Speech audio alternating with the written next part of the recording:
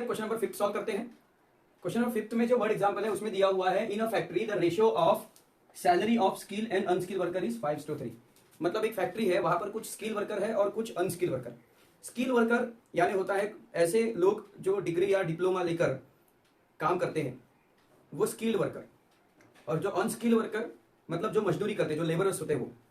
तो ऐसे जो वर्कर है फैक्ट्री में, इनकी जो सैलरी है, जो भी इनकी सैलरी होंगी, इनकी सैलरी को अगर अपॉन में रखा जाए तो इनका रेशियो 5:3 मिलता है। ये पहली कंडीशन हो गई। दूसरी condition, total salary of one day of both of they is 720।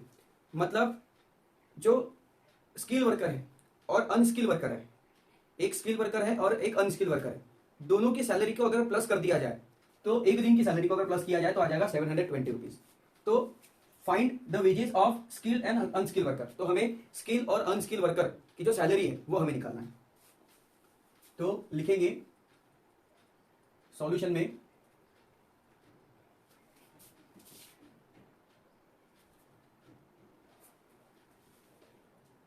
में, let the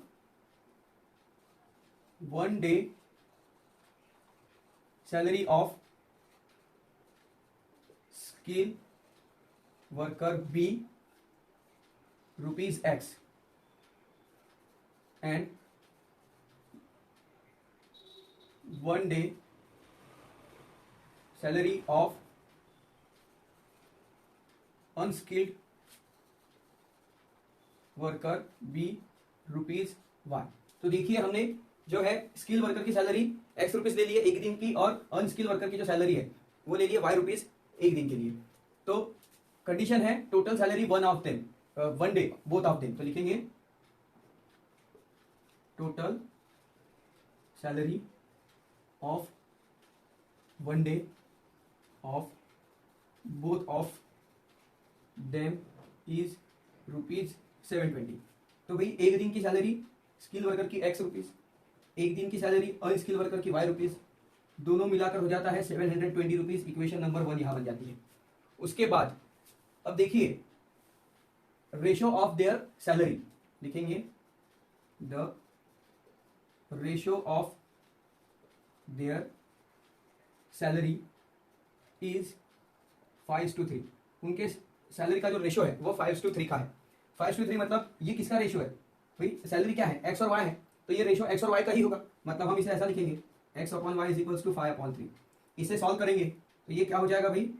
3X is equals to 5Y है ना, 3 × X 3X, 5 × Y 5Y। तो यहाँ पर जो है 5X को इधर 5Y को इधर लेके आ जाएंगे, 3X minus 5Y is equal to उधर कुछ नहीं तो बचेगा 0। ये हो गई इक्वेशन नंबर 2। तो इस तरह से दो इक्वेशन हमें यहाँ पे मिल चुकी है। अब देखिए यहाँ पर जो है y है और यहाँ पे 5y है, यहाँ पे x है, यहाँ 3x है, यहाँ पे ऑलरेडी माइनस है। तो हम क्या कर देते हैं, इक्वेशन 1 में 5 का मल्टीप्लाई कर देंगे। तो लिखेंगे मल्टीप्लाई बाय 5 इन इक्वेशन 1। तो इक्वेशन 1 है x + y is equals to 720। तो भाई ये हो जाएगा 5x + 5y। 720 को 5 से मल्टीप्लाई करेंगे तो ये हो जाएगा 5 0 0, 5 2 10 के 0, ये बन जाएगा 5 7 35, मतलब ये आ जाएगा 36। मतलब टोटल हो गया भाई 3600। तो ये हमें मिल गई इक्वेशन नंबर 3। अब चलिए ये इक्वेशन 2 है, ये इक्वेशन 3 है, आपस में एडिंग कर लेंगे। तो लिखेंगे adding equation second and third. तो सेकंड है 3x - 5y is equal to 0, और थर्ड इक्वेशन है 5x + 5y is equal to 3600। Adding करने पर सेम वैल्यू कैंसिल हो जाएगी। ये हो जाएगा भाई 8x और हो जाएगा 3600 के बाद भाई x is equals to 3600 divide by 8। Divide करेंगे 3600 डिवाइड बाय 8 4 ज़ा 32, बचेगा 4 और ये हो जाएगा 0, तो ये आ जाएगा 5 और ये 0 बच गया तो आ जाएगा 450। यहाँ पे आएगा देयरफॉर भाई x इज इक्वल्स टू 450।